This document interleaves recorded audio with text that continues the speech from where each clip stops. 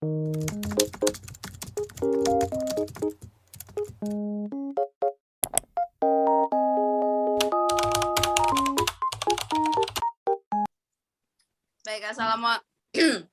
Assalamualaikum warahmatullahi wabarakatuh. Kami dari kelompok 10 akan mempresentasikan mengenai teori 2, yaitu teori dan metode pengambilan keputusan. Adapun anggota kelompok kami, yaitu saya sendiri, Nilo Sukareni, ada Ferawati, Cindy Lupitasari, Tubagus Maulana, Vanisha, dan Alex Saputra. Langsung saja ke pengertian. Pengambilan keputusan adalah melakukan penilaian dan menjatuhkan pilihan. Keputusan ini diambil setelah memulai beberapa perhitungan dan pertimbangan alternatif. Sebelum pilihan dijatuhkan, ada beberapa hal yang mungkin akan dilalui oleh pembuat keputusan. Tahapan tersebut bisa saja meliputi identifikasi masalah utama, menyusun alternatif yang akan dipilih, dan sampai pada pengambilan keputusan yang terbaik. Secara umum, pengertian pengambilan keputusan telah dilakukan oleh banyak ahli, di antaranya adalah G.R. Terry, yaitu mengemukakan bahwa pengambilan keputusan adalah sebagai pilihan yang didasarkan kriteria tertentu atas 2 atau lebih alternatif mungkin. Claude S. George Jr. mengatakan proses pengambilan keputusan itu dikenakan oleh kebanyakan manajer berupa suatu kesadaran, kegiatan pemikiran yang termasuk pertimbangan, penilaian, dan pemilihan di antara sejumlah alternatif. Pesiagan.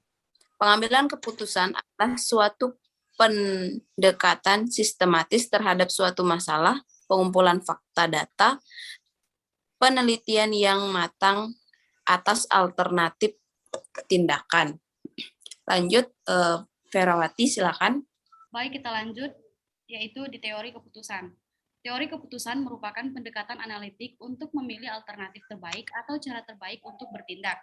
Ini digunakan secara luas, bukan saja di dalam manajemen produksi dan operasional seperti analisis produk baru, tetapi juga digunakan untuk analisis apa saja yang berkaitan dengan pengambilan keputusan manajerial. Ada 4 teori keputusan. Teori yang pertama yaitu pengambilan keputusan di bawah kondisi kepastian. Dalam hal ini, pengambil keputusan mengetahui dengan pasti konsekuensi atau hasil dari setiap alternatif keputusan yang dipilih. Sebagai contoh, pengambil keputusan mengetahui dengan pasti bahwa 1 juta disimpan di dalam rekening bank akan menambah 1 juta pada neraca pembukuannya. Kemudian teori yang kedua yaitu pengambilan keputusan di bawah risiko. Pengambil keputusan mengetahui kemungkinan yaitu probabilitas akan terjadinya suatu kejadian atau konsekuensi dari tiap pilihan. Contoh, kemungkinan terjadi hujan esok adalah 0,3 atau 30%. Kemudian teori yang ketiga yaitu pengambilan keputusan di bawah ketidakpastian. Pengambil keputusan tidak mengetahui probabilitas kejadian yang akan terjadi untuk tiap alternatif. Misalnya, Mr. X yang akan menjadi presiden pada pemilihan umum yang akan datang tidak diketahui probabilitasnya. Kemudian teori yang keempat, yaitu pengambilan keputusan dengan hierarki, analytical hierarchy process dari Thomas Saati. Pengambilan keputusan dengan hierarki di sini didasarkan atas prioritas, di mana penyusunan prioritas ini memuat 3 prinsip, prinsip menyusun hierarki, prinsip menetapkan prioritas, dan prinsip konsistensi logik. Baik, dilanjut dengan Pak Cindy. Dasar-dasar pengambilan keputusan. Teori dari George R. Terry menjelaskan dasar-dasar dari pengambilan keputusan yang berlaku antara lain. Yang pertama yaitu intuisi. Keputusan yang diambil berdasarkan intuisi atau perasaan lebih bersifat subjektif, yaitu mudah terkena sugesti, pengaruh luar, dan faktor kejiwaan lain. Selanjutnya, pengalaman. Keputusan yang berdasarkan pengalaman sangat bermanfaat bagi pengetahuan praktis, pengalaman, dan kemampuan untuk memperkirakan apa yang menjadi latar belakang masalah dan bagaimana sarana penyelesaiannya, sangat membantu dalam memudahkan pemecahan masalah. Selanjutnya, fakta. Keputusan yang berdasarkan sejumlah fakta, data, atau informasi yang cukup itu memang merupakan keputusan yang baik dan solid. Namun, mendapatkan informasi yang cukup itu sangat sulit. wewenang. Keputusan yang berdasarkan pada wewenang semata maka akan menimbulkan shift rutin dan mengasosiasikan dengan praktek diktatorial. Yang terakhir yaitu rasional. Keputusan yang bersifat rasional berkaitan dengan daya guna. Masalah-masalah yang dihadapi merupakan masalah yang memerlukan pemecahan rasional. Keputusan yang dapat berdasarkan pertimbangan rasional lebih bersifat objektif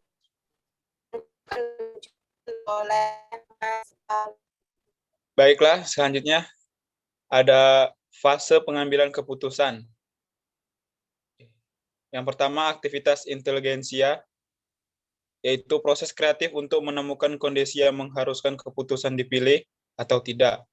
Yang kedua, aktivitas desain, kegiatan yang mengemukakan konsep berdasar aktivitas inteligensia untuk mencapai tujuan. Aktivitas desain meliputi menemukan cara-cara atau metode, mengembangkan metode, menganalisa tindakan yang dilakukan. Yang ketiga, ada aktivitas pemilihan. Memilih satu dari sekian banyak alternatif dalam pengambilan keputusan yang ada. Pemilihan ini berdasar atas kriteria yang telah ditetapkan. Dari tiga aktivitas tersebut, di atas dapat disimpulkan tahap pengambilan keputusan adalah mengidentifikasi masalah utama, menyusun alternatif, menganalisis alternatif, mengambil keputusan yang terbaik. Selanjutnya, kembali ke moderator. Selanjutnya ada teknik pengambilan keputusan. Yang pertama itu ada operational research atau riset operasional, penggunaan metode saintik dalam analisis perencanaan persoalan. Yang kedua ada linear program, yaitu riset dengan rumus matematis. Yang ketiga ada gaming war game, yaitu teori penentuan strategi. Dan yang keempat ada probability teori kemungkinan yang diterapkan pada kalkulasi rasional atas hal tidak normal. Herawati. Selanjutnya, proses pengambilan keputusan. Menurut Guerteri, yang pertama, merumuskan problem yang dihadapi. Kemudian yang kedua, menganalisis problem tersebut. Yang ketiga, menetapkan sejumlah alternatif. Yang keempat, mengevaluasi alternatif. Kemudian yang kelima, memilih alternatif keputusan yang akan dilaksanakan. Selanjutnya, menurut Peter Grusser, yang pertama, yaitu menetapkan masalah. Yang kedua, menganalisa masalah. Yang ketiga, mengembangkan alternatif. Yang keempat, mengambil keputusan yang tepat. Dan yang terakhir, yaitu mengambil keputusan menjadi tindakan efektif. Selanjutnya, bisa dilanjut dengan Mas Alex. Selanjutnya, yaitu ada tipe-tipe keputusan. Di tipe-tipe keputusan ada di program, keputusan-keputusan rutin dan berulang-ulang organisasi mengembangkan proses khusus bagi penanganannya.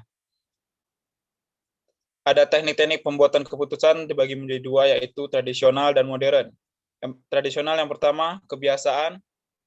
Kedua, kegiatan rutin, prosedur-prosedur pengoperasian standar. Dan yang ketiga, struktur organisasi harapan umum sistem tujuan saluran-saluran informasi yang disusun dengan baik. Sedangkan bagian modern, yang pertama teknik-teknik riset operasi analisa, matematik model simulasi komputer, dan yang kedua pengolahan data elektronik. Tidak diprogram. Pada bagian tidak diprogram, artinya keputusan sekali pakai, kebijaksanaan disusun tidak sehat, ditangani dengan proses pemecahan masalah umum.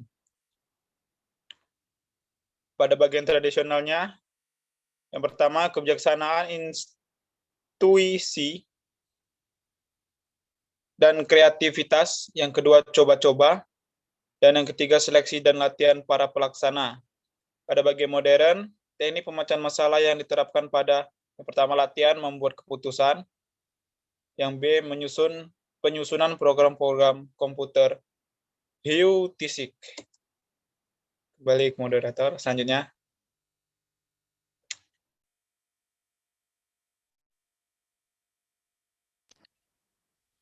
Ada bagian kebaikan. Yang pertama, dalam pengembangan tujuan, kelompok memberikan jumlah pengetahuan yang lebih.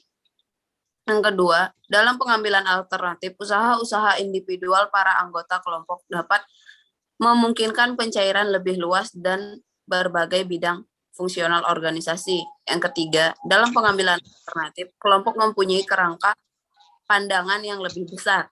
Yang keempat, dalam pemilihan alternatif, kelompok lebih dapat menerima resiko dibanding pembuatan keputusan individual. Yang kelima, karena partisipasi dalam proses pembuatan keputusan, para anggota kelompok secara individual lebih termotivasi untuk melaksanakan keputusan. Yang keenam, kreativitas yang lebih besar dihasilkan dari interaksi antar individu dengan berbagai pandangan yang berbeda. Ada pula kelemahannya. Implementasi suatu keputusan, apakah dibuat kelompok atau tidak, harus diselesaikan para manajer secara individu, karena kelompok tidak diberi tanggung jawab keputusan-keputusan kelompok dalam penghasilan situasi di mana tidak seorang pun merasa bertanggung jawab dan saling melanggar tanggung jawab.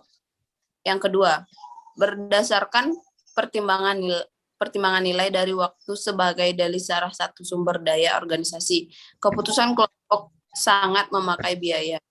Yang ketiga, pembuat keputusan kelompok adalah tidak efisien bila keputusan harus dibuat secara cepat.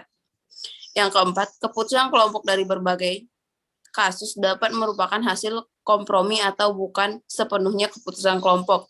Dan yang kelima, bila atasan terlibat atau jika salah satu anggota mempunyai kepribadian dominan, keputusan yang dibuat kelompok dalam kenyataan bukan keputusan kelompok. Baik, sekian presentasi dari kelompok kami. Jika ada yang salah, mohon dimaafkan. Jika ada yang sayang, mohon diungkapkan. Assalamualaikum warahmatullahi wabarakatuh.